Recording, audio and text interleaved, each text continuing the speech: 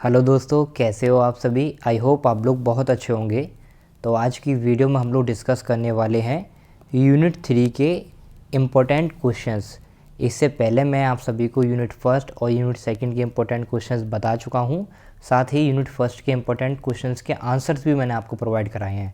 तो अगर आपने वो वीडियो अभी तक नहीं देखी है और आप देखना चाहते हो तो ऊपर आई बटन में आपको कंप्लीट प्लेलिस्ट मिल जाएगी रिन्यूएबल एनर्जी रिसोर्सेज की। आप वहाँ जाकर देख सकते हो। ठीक है, तो देखिए, अगर हम डिस्कस करें कि सबसे पहले हमको यही पता होना चाहिए जो थर्ड यूनिट है हमारी रिन्यूएबल एनर्जी रिसोर्सेज की, उसका नाम क्या है।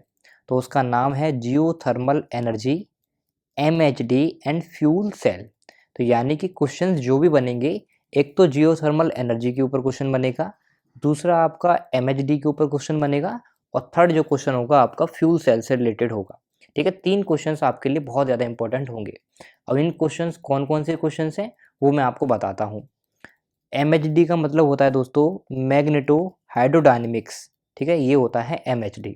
चलिए देखिए, सबसे पहले जो इम्पोर्टेंट क्वेश्चन है वो ये है, आपको पता होना चाहिए जियोथर्मल एनर्जी होती क्या है। Discuss different system used for generating power using geothermal energy.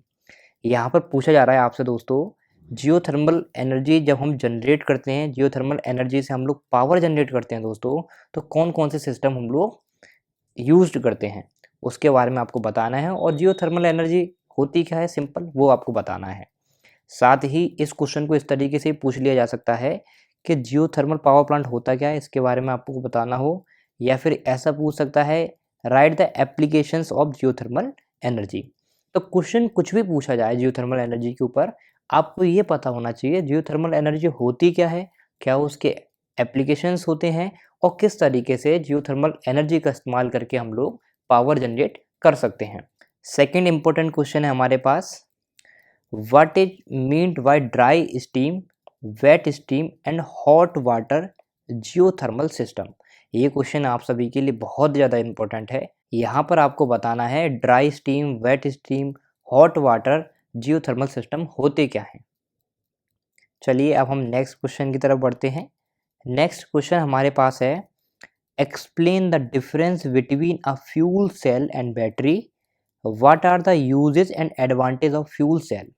यहाँ पर हमको बताना है फ्यूल सेल और बैटरी के बीच में डिफरेंस क्या होते हैं और कौन कौन से इसके एडवांटेज होते हैं, क्या उसके यूजेस होते हैं। तो ये क्वेश्चन आपके लिए इम्पोर्टेंट है क्योंकि ये क्वेश्चन फ्यूल सेल से रिलेटेड है, इसीलिए इम्पोर्टेंट है। चलिए अब हम नेक्स्ट इम्पोर्टेंट क्वेश्चन देखते हैं। नेक्स्ट इम्पोर्टेंट क्वेश्चन है हमारे पास, देखो ये क्वेश्चन अपने आप में सबसे ज़्यादा इम्पोर्टेंट कैटेगरी में आप लोग डाल सकते हो। क्यों डाल सकते हो, क्योंकि यहाँ पे पूछा जा रहा है दोस्तों हमसे कि discuss the difference between geothermal power plant and thermal power plant.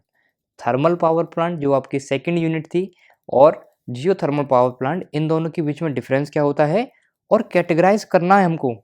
Categorise resources of geothermal energy.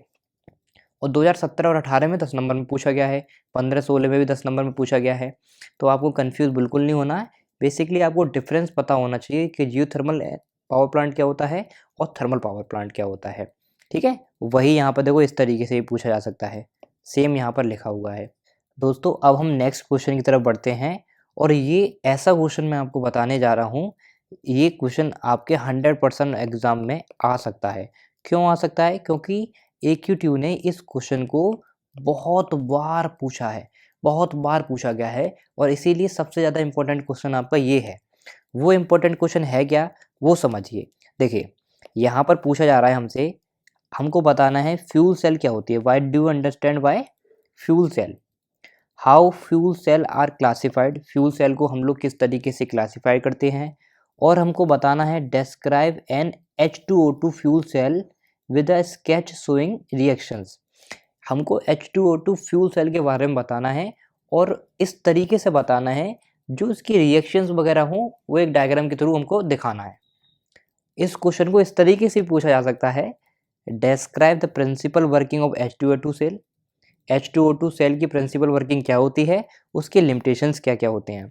ठीक है, तो आपको बेसिकली क्या करना है, जो H2O2 सेल है, H2O2 फ्यूल सेल है दोस्तों, उसको बहुत अच्छे से देखना है और सबसे पहले इसी को देखना, मैं तो यही बोलूँगा आपसे, ठीक है। अब देखो ये 2018-2019 में भी ये क्वेश्चन पूछा गया है, 15-16 में पूछा गया है, 17-18 में भी पूछा गया है, 18-19 में भी पूछा गया है।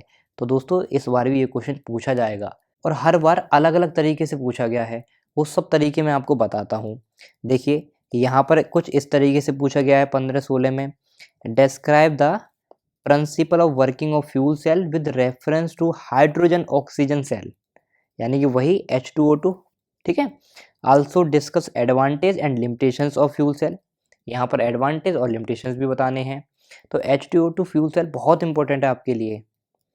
देखो 17-18 में किस तरीके से पूछा गया है, what is fuel cell, fuel cell क्या होती है, describe the principle and working of H2O2 fuel cell, give also limitations, इसके लिमिटेशंस भी बताने हैं।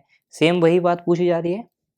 फिर देखो 18-19 में किस तरीके से पूछा गया है, what is fuel cell, define its working operation and advantage, इसकी वर्किंग ऑपरेशन और एडवांटेज को बताना है। तो आपके लिए दोस्तों H2O2, क्या बोला मैंने, H2O2 यानी कि हाइड्रोजन ऑक्सीजन सेल, ये बहुत ज़्यादा इंपॉर्टेंट है। इसके एडवांटेज, इसके लिमिटेशन, किस प्रिंसिपल पर वर्क करती है, क्या इसके रिएक्शंस होते हैं, सब आपको अच्छे तरीके से पढ़ना है। तो आपके 10 नंबर तो कंफर्म हो ही जाएंगे। तो दोस्तों यही थे कुछ इंपॉर्टेंट क्वेश्चंस यूनिट 3 के। नेक्स्ट वीडियो में हम लोग क्या करेंगे, यूनिट 4 के इंपॉर्टेंट क्वेश्चंस को डिस्कस करेंगे। तो अगर आपको ये वीडियो पसंद आई है, हेल्पफुल लगी है, तो इस वीडियो को अपने दोस्तों के साथ शेयर भी करें और साथ ही इस वीडियो को लाइक भी करें। मिलते हैं नेक्स्ट वीडियो में, तब तक के लिए बाय।